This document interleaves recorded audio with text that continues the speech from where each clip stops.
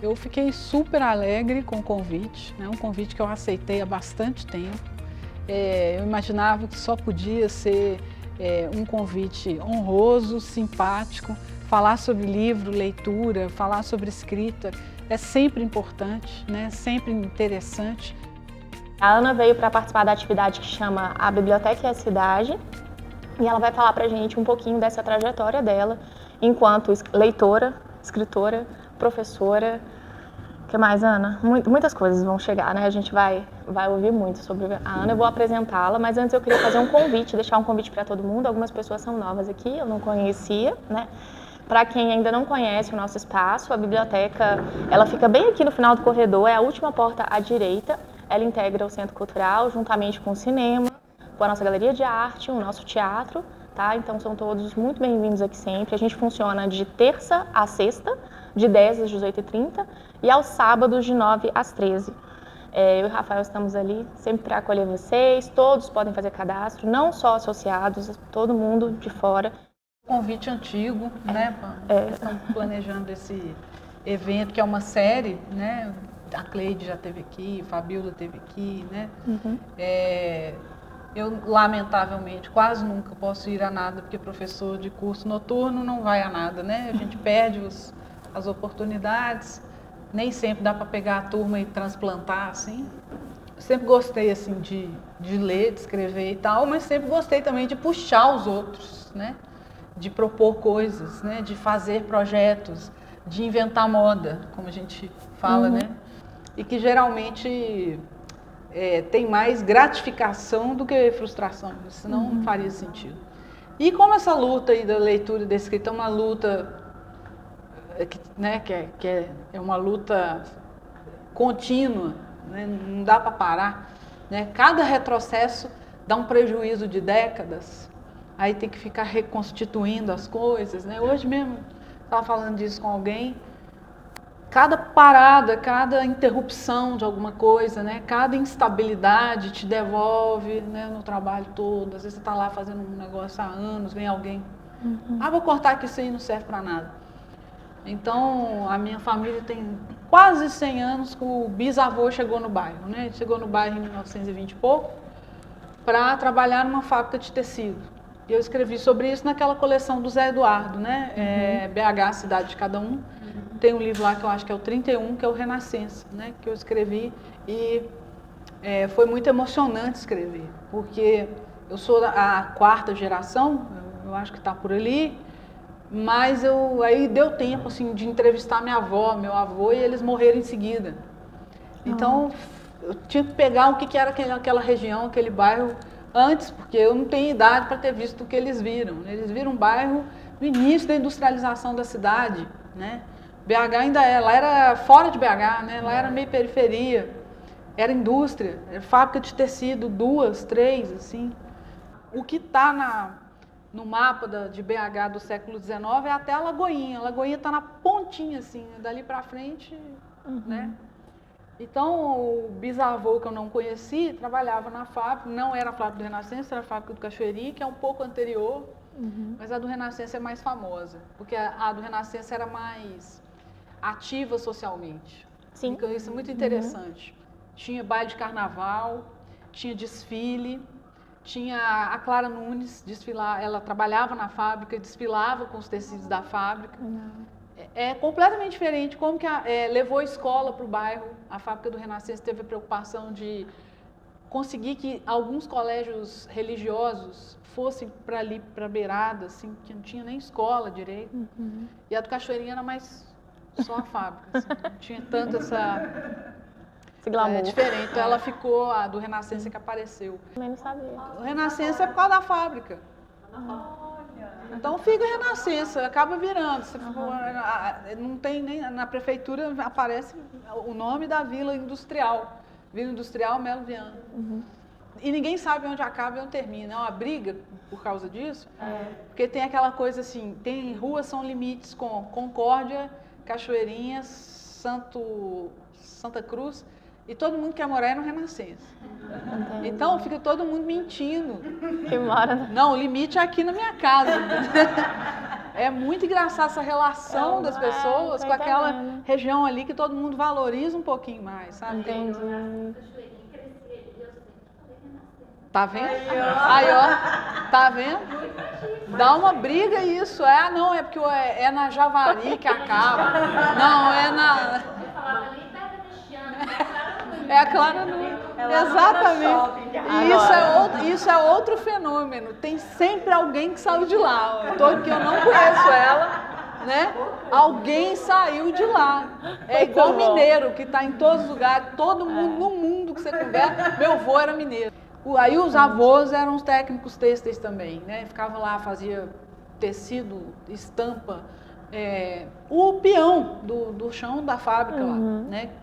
E aí a família toda é isso, tem a ver com essa coisa do tecido, meu avô materno, todos já morreram, né?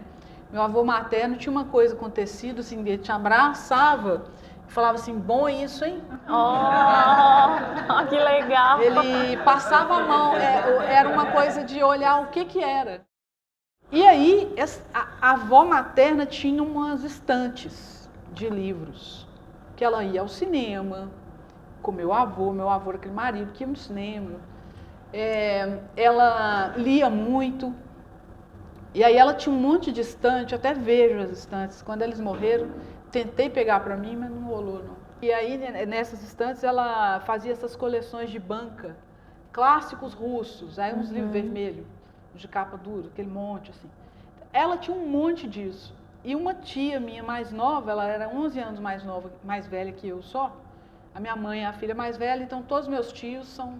Eu tenho um tio 7 anos mais velho que eu só, né? A minha tia, a segunda, a gente foi muito próxima. Ela morreu muito jovem num acidente de carro. E essa tia, até um certo momento da vida, ela também tinha essas estantes. E as duas é que ficavam me... Era uma mediação meio intuitiva. Sei. Ficava 50 minutos dentro do ônibus. Uau! Nesses 50 minutos, olha só, fiz não sei quantos amigos, porque todo mundo pegava o mesmo busão no mesmo horário. Então tinha uma galera de amigo do ônibus. Como eu ficava 50 minutos ali, para ir para voltar, eu lia muito. Mas lia muito. Os livros da casa que eu pegava na escola e que eu pegava na minha escola avó. já. Agora, o da escola era assim, a escola tinha uma biblioteca. Hoje eu não sei, porque essas coisas na cabeça da gente são distorcidas, né? Eu nunca mais voltei lá. Então, eu não sei que tamanho tinha aí. E eu chegava lá, tinha pouca coisa, eu acho. Eu lembro de entrar nesse lugar escuro. Como meus colegas não estavam, ninguém estava muito interessado em biblioteca, o povo saía para o recreio e ia fazer outra coisa. E era uma escola que tinha uma estrutura legal, tinha muito esporte lá, por exemplo. E aí eu lembro que a gente, aliás, meu pai e minha mãe devem morreram de medo a vida inteira de eu ser comunista. Eu acho que eles só desistiram, mas eu sentia que eles ficavam assim, ai, que medo. Eita, ela lê muito. E aí eu lembro que eu ia saía rápido, porque eu tinha que fazer a parte social do recreio, né? Ficar lá no meio da bagunça e tal. E tinha a galera do violão, que era a minha outra galera. Sim. Você toca, Ana? Não, mas cantava. Legal. Eu cantava em banda e tudo. E o meu violeiro oficial, que é o Giló, que é meu amigo até hoje, ele ia para um canto perto do vestiário, começava a tocar e juntava aquele bolo de gente, e eu era a cantora da parada. Arrasou. Aí todo mundo me conhecia. Eu não conhecia todo mundo, mas todo mundo sabia que eu era aquela menina que ficava cantando na hora do recreio. E eu corria antes na biblioteca, porque como eu não ia ter companhia, eu corria lá, olhava os livros e tal, tirava umas coisas, mas era um negócio engraçado. Eu lembro de ler assim, o Código Civil, sabe? Tinha muita opção, né? Falava, vou ler isso aqui. Vou ler isso aqui, deve ser interessante. Não sei nem de que ano que era aquele código. Mas eu achava interessante, nossa, que coisa interessante. Aí devolvia, pegava outro, achava uns romances. Aí, assim, a coisa mais revolucionária que eu lembro de achar lá foi Ana Cristina César. Olha! Que não é minha poeta preferida, de jeito nenhum, mas foi um escândalo para mim, porque eu lembro direitinho de pegar na estante um livro vermelho, que era o A Teus Pés, de uma poeta. E me dá aquele, nossa, tem, né? Porque era contemporânea, estava morta já, mas era contemporânea. Eu via que era uma poeta recente, assim, né? Coisa que a escola não ensina muito até hoje. Parece que todo mundo morreu, né? E de repente eu vou, mas essa moça aqui é uma pessoa do tempo, desse tempo, né? E é porque ela tinha caído em algum vestibular. E outra coisa importante para mim, que não tem mais hoje, eu lamento profundamente, as listas do vestibular. Como eu não tinha muita mediação, eu ficava prestando atenção nisso. Quem pode me dizer o que eu tenho que ler? A lista do vestibular. Acabou, né? Acabou. Então, ninguém lê mais, não. Você não tem referência. Se você for uma pessoa que não tem referência, como era o meu caso, você não tem referência. Né? Então, aquela referência era importante. A listinha que saía da UFMG, saía do UniBH, eu pegava tudo. Eu lembro que eu descobri o Ricardo Aleixo, foi um choque maior ainda, porque o cara, para piorar, estava vivo. Aí eu falei, cara, tem um poeta vivo na minha cidade. E aí me dá um lance assim, então é possível. A coisa veio chegando mais perto, né? E hoje vocês são amigos, né? Somos amigos há anos, mas assim, eu achei um escândalo. Sim. Nossa, mas então eu posso encontrar esse cara na rua? E aí eu vendo os livros de poemas e tal, e eu peguei um bem fininho, que agora eu não me recordo o nome, mas ele Deve ser o Poesinha, um bege. Perfeito, muito obrigada. Foi o Perfeitamente. E eu peguei esse livro. De 97. E na Biblioteca de Lagoa Santa, né? E aí eu peguei, falei, gente, que nome bonito, o título. Aí peguei e fui lendo. Nessa que eu fui te lendo, falei, gente, quem é essa? Aí eu fui pra internet. Eu falei, gente, ela é de Belo Horizonte. Eu era de novo, ficava... Não, porque o livro faz isso, ele vai parar onde você não sabe, né? Você joga no vento, assim. Sim. E aí ele acha alguém, né? Ele vai parar numa biblioteca, ele vai parar num lugar, acha uma pessoa. E esse livro foi publicado em 97, foi meu primeiro livrinho, assim. E não tinha internet, rede social, nada disso, então era muito mais difícil. Olha só. Mas eu já escrevia meio escondido, né? Porque escrevia no final do caderno, não mostrava para ninguém. Aí você mostra para o professor de literatura, ele te xinga, né? Umas coisas esquisitas, assim, que você tem que ir vencendo. É muito fácil desistir, né? Muito fácil, muito. É tudo muito frágil, não tem ninguém para te falar nada muito encorajador, não naquele ambiente. Nem na escola, nem na família. A minha avó adorava que eu lesse, a minha tia também. Mas não, o próximo passo você não dá. Você só vai ler, você não tem que escrever. Escrever são outros 500, é para poucos mesmo. Você não tem nada com isso, né? Vai escolher um troço aí para você pagar suas contas, né? É meio bobo você falar que é escritor. Eu nunca disse, nunca na minha vida eu verbalizei isso. Eu disse para minha família, eu quero ser escritora. Eles iam dar gargalhada. Talvez nem para você. Nem para mim, porque você demora tanto. Eu lembro que a primeira vez que eu achei que talvez foi quando saiu esse livrinho, que é uma coleção quando BH fez 100 anos. Então, por exemplo, no jornal eu ficava catando o que estava acontecendo. Então, no jornal eu descobri o tal do fanzine. Tinha um monte de gente em BH fazendo fanzine de papel, xerocão. Sim. E aí saiu uma matéria no Estado de Minas que tinha não sei quantos fanzines legais sobre poesia, música e tal. E eles colocaram os endereços. Aí eu mandei poema para os endereços todos. E um desses poemas publicou, desses fanzines publicou meus poemas. E me mandou os fanzines pelo correio. Eu quase tive um troço, assim, quando chegou no correio, eu falei, o que é isso? Eram meus poemas lá, né? Xerocado. Xerocado. Era o Wagner Merige, eram uns caras que estão até hoje aí fazendo coisa. Primeira a imagem que eu tenho é a foto que a minha mãe tirou com máquina analógica. A minha mãe tirou fotos desse dia. É porque tem isso, mesmo sem entender muito e nem estar muito aí, tem uma coisa de apoiar, assim, meio, vou lá, né, tirar umas fotos desse negócio que ela tá fazendo aí. E tirar foto era importante, ela né? levou a maquininha dela. A gente tinha que usar e não era qualquer coisa. E a foto, nunca na minha vida eu vi minha cara daquele jeito. A alegria que eu tava. Além desse registro, a partir dali começou a aparecer assim, muita gente resenhou essa coleção. Escreveu sobre isso.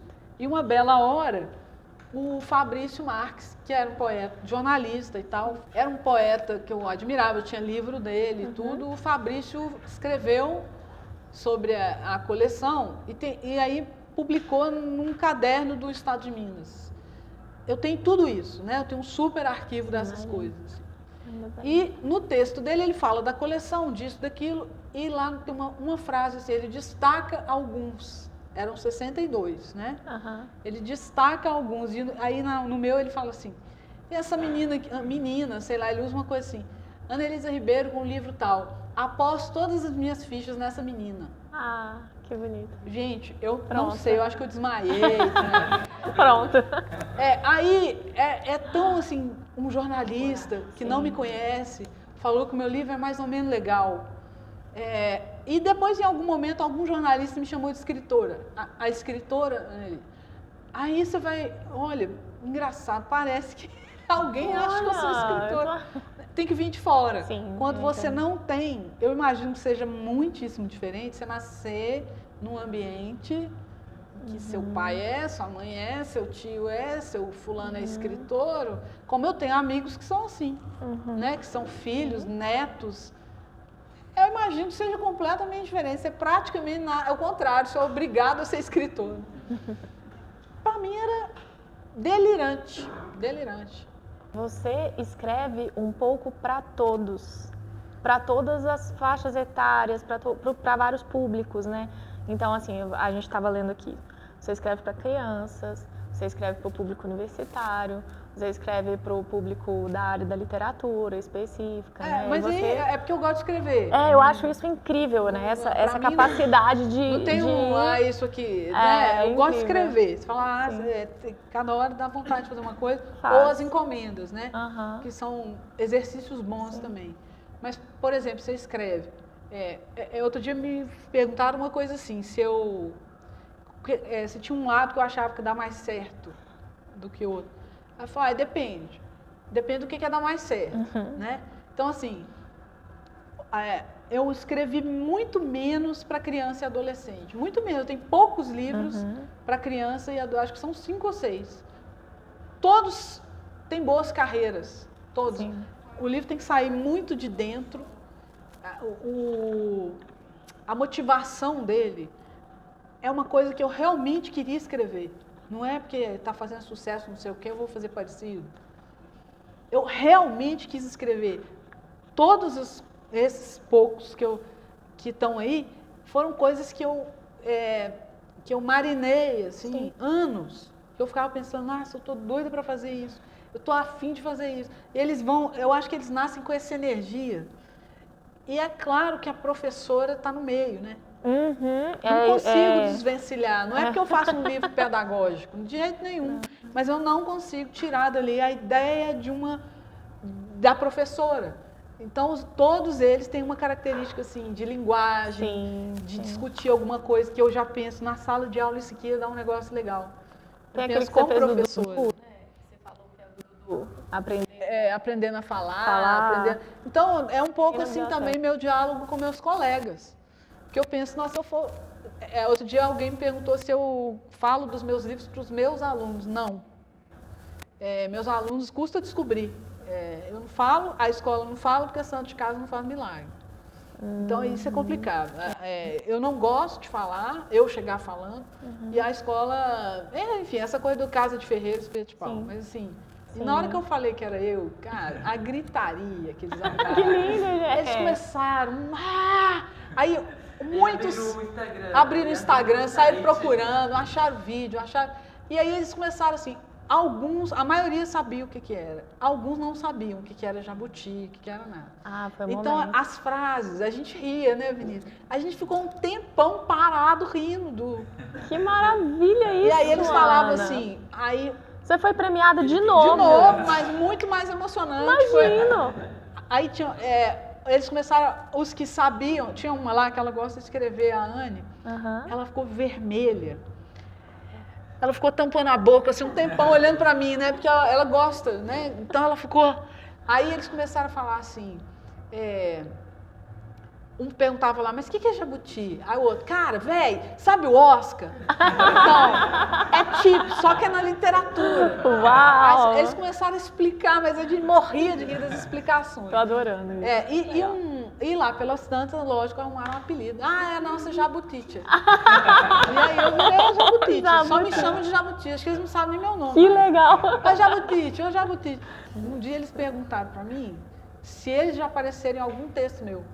Oh. Isso foi recente, né? A gente estava falando de sei lá o quê, de crônica, disso, daquilo. Aí, professora, a gente já apareceu em algum texto seu? Aí eu falei, já falei de vocês. Eu não falei nominalmente, mas são vocês que estão ali. Ah, é? Aí fica tudo... Nossa, é mesmo, professora? Ah, vamos falar lá na T2 que a gente apareceu no texto. Acharam, né? Todo mundo pegou o celular, acharam lá qual que era o texto, era uma crônica do Rascunho, que foi recente.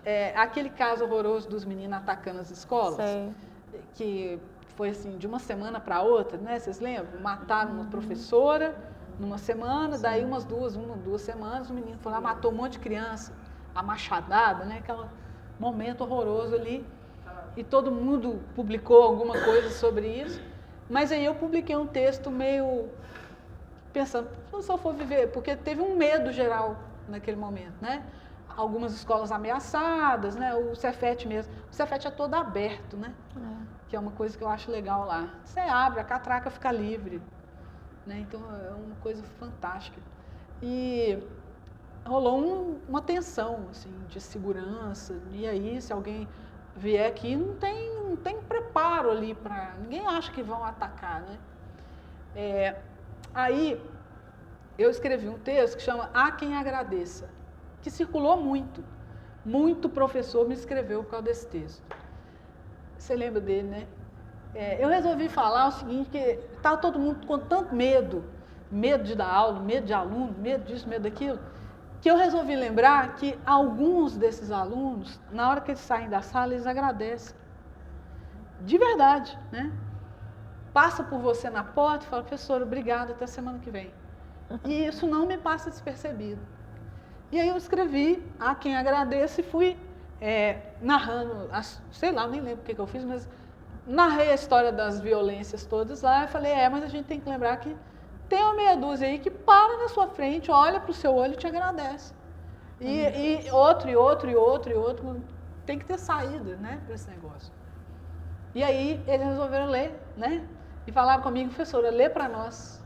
Ah, que lindo, hein? Quase desagou. Né? Aí eu fui lá, eles abriram lá, no celular, fui li o texto para eles viram a hora que eles aparecem, uma hora que eu falo, estão longe de ser anjinhos, né? Mas também não são, né? Não é uma rebelião carcerária, né? Então, assim, eu pus eles ali e tal, eles sacaram. A partir desse dia, muito mais me agradecem na hora de sair da sala. Ai, que bonito, Ana. Muito mais, né? Meu pai ficou uma semana me perguntando o que era o jabuti. Então ele ficava assim... Entendi. Mas assim, é nacional? Mas assim, como é que é? Você vê que a pessoa não sabe o que é aquilo. É de outro... então eu tinha que ficar explicando para ele. Não, é assim, é um prêmio assim, existe há tantas décadas. Aí eles dão uma premiação assim. É nacional, a editora põe o livro lá e tal, aí um júri. Aí você tem que ficar explicando para as pessoas, para aproximar um pouco as pessoas, até para ela entender que tamanho que o negócio tem, porque senão soa assim... O que é isso? Ela ganhou um negócio aí, uma tartaruga. Não, né? Torvida. Quando eu ganhei o jabuti, que tem alguns meses, né? Se eu encontrasse comigo 30 anos atrás, eu ia rir. Porque é impossível, inviável, negócio mais estranho. Eu fui lá, foi no Teatro Municipal. Para minha sorte, já tinha acabado a pandemia, mais ou menos, mas foi no Teatro Municipal de São Paulo, porque eles homenageavam também a Semana de Arte Moderna. Então, eu dei sorte que eu peguei aquele ambiente, né? Aquele negócio grandioso. Nossa, a foto ficou linda, hein? Né? Eu legal, já né? fui pra foto te procurando. Assim. E aí, eu fiquei ali, um dos meus editores foi comigo, né? O Mário. E ele estava confiante, muito mais confiante que eu, porque eu ainda por cima sou aquela do pé atrás, assim, né? Eu não gosto de me jogar. Eu fui, queria ir, mas falei assim, eu vou lá, não sei quanto que eu vou numa festinha dessa de novo. Vamos lá ver como é que é, né? Mas assim, eu não ficava contando com o ovo, né?